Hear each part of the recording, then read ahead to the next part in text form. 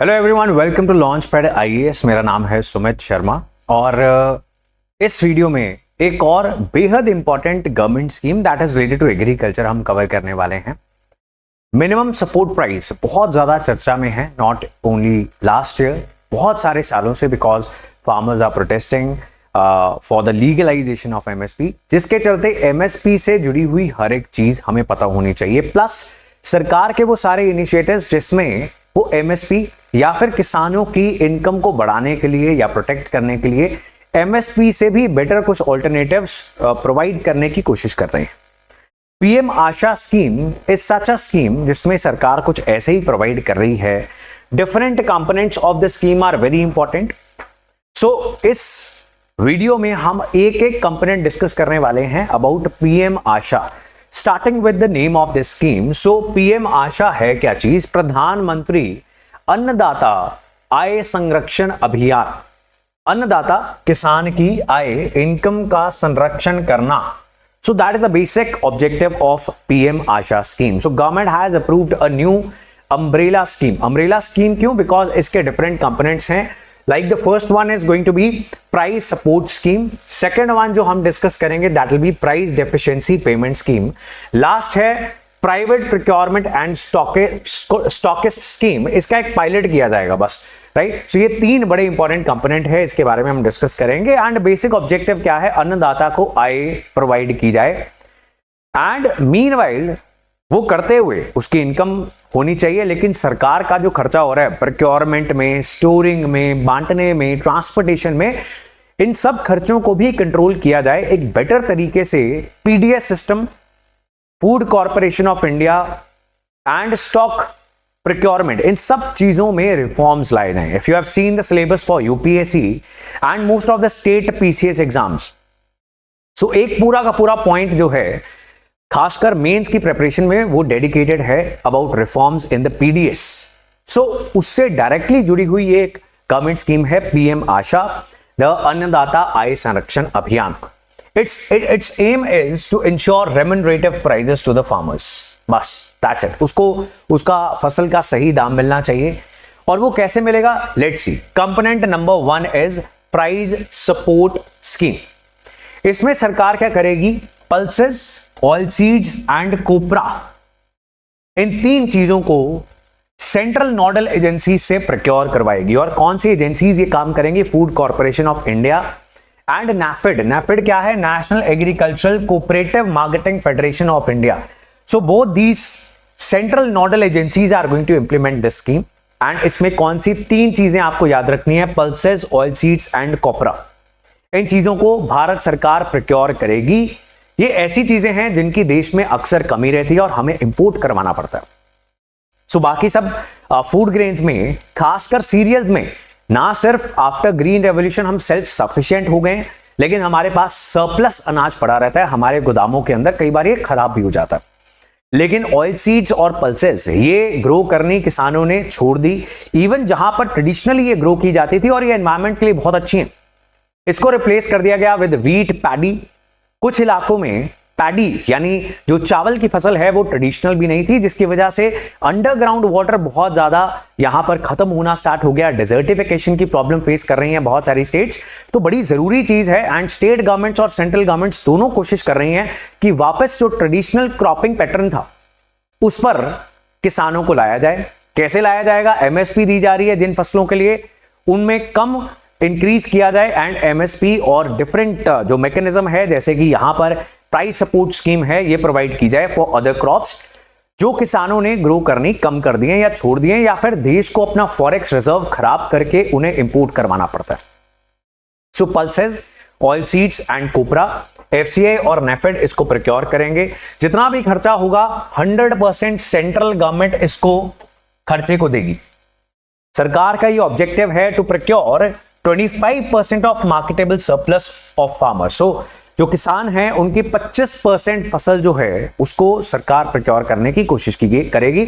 इसके लिए 16,000 करोड़ रुपए सरकार ने एलोकेट किए हैं। So that is very simple. The first one, price support scheme, इसमें प्रोक्योरमेंट की जा रही है लेकिन ट्रेडिशनल फसलों की नहीं, पल्सेस, ऑयल सीड्स एंड कोपरा की। सेकंड चलते हैं, अब ये बड़ा इनोवेटिव और क्रिएटिव एक रिफॉर्म बोला जा सकता है। देखो सरकार क्या करती है, सरकार फसल को मंडियों में प्रोक्योर करती है, खरीदारी में पैसे देती है, मंडियां बनवाती है, इंफ्रास्ट्रक्चर डेवलप करती है, बहुत खर्चा हो गया, इसको ट्रांसपोर्ट करेंगे और कहीं ना कहीं इसे स्टोर करेंगे वेयर हाउसेज में, साइलोज में अगर हैं तो। वैसे देश में वेयर हाउसिंग फैसिलिटीज की, इसके इंफ्रास्ट्रक्चर की बहुत भारी कमी। तो कवर एंड प्लिंथ सिस्टम, यानी उसको ढक दिया जाता है फसल को कहीं पर भी फेंक के, और वो खराब हो जाती है, उसको पशु खा जाते हैं, उसमें मॉइस्चर आ जाता है, तो इसका भी खर्चा होता है। और वेयर हाउसेस बनाए जाएंगे सरकार द्वारा तो और खर्चा होगा। तो यहां से फसल फिर आगे ले जाई जाएगी कहां पर, पब्लिक डिस्ट्रीब्यूशन सिस्टम में। तो वहां पर डिपो में गरीब व्यक्ति को मुफ्त या फ्री का अनाज देना है, फिर से ट्रांसपोर्टेशन किया आपने, फिर बांटा भी, उसके ऊपर भी खर्चा आपको करना पड़ेगा। तो सरकार के लाखों करोड़ रुपए हर साल बजट में से जाते हैं इस फूड सब्सिडी पर। कौन सी सब्सिडी हम बात कर रहे हैं? फूड। तो फूड, फर्टिलाइजर और फ्यूल सब्सिडी, ये तीन सबसे बड़े खर्चे हैं सरकार के, और इनमें जितना रिफॉर्म हो सके सरकार का जो एक्सचेकर है उसमें से पैसा बचेगा। दैट इज व्हाई ये वाले सारे क्वेश्चंस बार बार पूछे जाते हैं इकोनॉमी सेक्शन के अंदर। यहां पर हम पर्टिकुलरली फूड सब्सिडी की बात कर रहे हैं, so that is why this is very important, right. अब ये मैं आता हूं यहां पर कि कैसे ये price deficiency payment scheme in सभी प्रॉब्लम्स को, इस सारे खर्चे को एकदम कम कर देगी, इसको खत्म कर देगी। कैसे? अब इसमें सरकार क्या कर रही है? कोई प्रोक्योरमेंट नहीं कर रही है, सरकार खरीदारी नहीं करेगी। और ये भावांतर भुगतान योजना थी मध्य प्रदेश की, और फिर हरियाणा ने भावांतर भरपाई योजना की थी। बहुत अच्छे से इन मॉडल्स को चलाया गया। अब इसको नेशनल लेवल पर पीएम आशा के इस सेकंड कंपोनेंट के जरिए इंप्लीमेंट करने की कोशिश की जा रही है। This is the price deficiency payment scheme. तो सरकार ने सोचा कि क्यों ना instead of procuring, storing, transporting, distributing, इसको सिंपल रखते हैं। स्टेट जो है, जो सरकार है, वो क्या करेगी? किसान को बोलेगी कि आप ओपन मार्केट में अपनी फसल बेच लो। हमने एमएसपी जारी कर दी है 100 रुपए। अब किसान अगर 80 में बेच के आए, गवर्नमेंट इज सेइंग क्योंकि हमने आपको वादा किया था कि आपको मिनिमम सपोर्ट 100 रुपए की प्रोवाइड करेंगे, आप 80 की बेच के आए हो, ये लो जी 20 रुपए डिफरेंस, आपका 100 रुपए पूरा हो गया, हमने अपना वादा निभाया। तो प्राइस की जो डेफिशिएंसी हुई उसको पे कर दिया सरकार ने, एज सिंपल एज दैट। यही होना चाहिए। So price deficiency payment scheme में सरकार ने प्रोक्योर नहीं किया। That is the next point. There will be no physical procurement of crops under PM AASHA. Oil seeds के लिए ऐसा किया जाएगा। All the oil seeds they will be covered under the price deficiency payment scheme. So दो हमने components कर लिए। Moving on to the third, pilot. तो ये क्या होता है? एक एक्सपेरिमेंट किया जाता है, एक छोटे लेवल पर एक्सपेरिमेंट किया जाता है। तो यहां पर the pilot of private procurement and stockist scheme, right. This is the third component of अन्नदाता आय संरक्षण अभियान। इसमें क्या किया जाएगा? ना ही फर्स्ट ना ही सेकंड कंपोनेंट। कुछ जिलों के अंदर this will be tried out and इसमें प्राइवेट एजेंसीज की मदद ली जाएगी। और जो प्रोक्योरमेंट का काम है वो कौन करेंगी? प्राइवेट एजेंसीज करेंगी। टाइम टू टाइम जब प्रोक्योरमेंट का समय आएगा तब सरकार नॉर्म्स जारी करेगी फॉर द प्राइवेट एजेंसीज, और यहां पर सरकार अपना काम आउटसोर्स कर देगी। And the selected private agency will be procuring the commodity at MSP. तो क्या किसान को एमएसपी मिलेगी प्राइवेट स्टॉकिस्ट के आ जाने पर? जी हां, सरकार कह रही है बिल्कुल देंगे।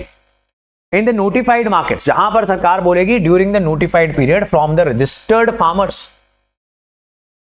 और उसके लिए एमएसपी जो है वो instead of providing to the farmer, क्योंकि जब किसान बेचेगा पैसे, अपनी फसल बेचेगा तो उसको पैसे मिलेंगे प्राइवेट स्टॉकिस्ट से, और पैसे जो है सरकार ही भुगतान करेगी। सो अगर एमएसपी से नीचे जो प्राइवेट स्टॉकिस्ट है वो किसान से फसल खरीदता है तो अगेन बचे हुए पैसे जो हैं वो सरकार उसको प्रोवाइड करेगी किसान को, right. So that is the third component. अब ये पायलट है, कुछ जिलों में इसको एक्सपेरिमेंट करके देखा जाएगा। फर्स्ट टू कंपोनेंट्स वो लागू कर दिए जाएंगे, ऐसा सरकार ने बोला है। So this is PM AASHA scheme. पूरी की पूरी प्लेलिस्ट है इस चैनल पर। Government schemes are very important. We understand कि इतनी सारी गवर्नमेंट स्कीम्स है, कैसे कोई कर सकता है। गवर्नमेंट स्कीम्स आगे भागती हैं तो हम और तेजी से भागेंगे उसके पीछे। And the playlist with the name of government schemes is going to help you. If you want to be a part of the UPSC or state PCS live courses, तो these are the numbers. यहाँ पर आपको student counsellors बताएंगे कि कैसे आपका syllabus cover होगा, what are going to be the highlights of these batches.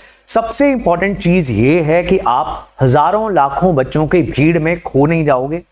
You will be having personal attention and access to the teachers if you are part of our online batches as well.